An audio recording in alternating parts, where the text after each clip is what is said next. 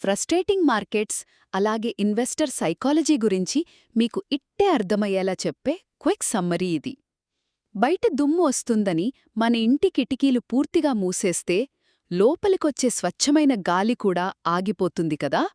అలాగే stock market కాస్త కష్టంగా లేదా విసుగ్గా ఉందని మనం పెట్టుబడులు ఆపేస్తే ఫ్యూచర్లో వచ్చే అద్భుతమైన లాభాలను కూడా కోల్పోతాం. ఫస్ట్, నష్టాల భయంతో మార్కెట్ నుండి ఎప్పుడూ పారిపోకూడదు.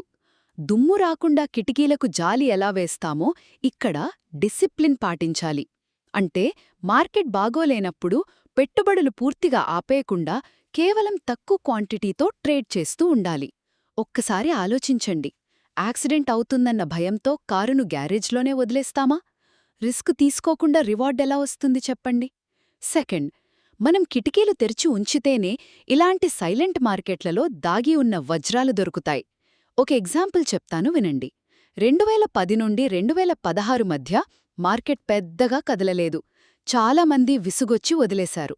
కానీ మీకు తెలుసా, సరిగ్గా అదే టైంలో బ్రిటానియా షేరు 200 నుండి 1100 రూపాయలకి, అలాగే హిందుస్థాన్ యూనిలీవర్ షేరు 275 నుండి 900 రూపాయలకి పెరిగాయి.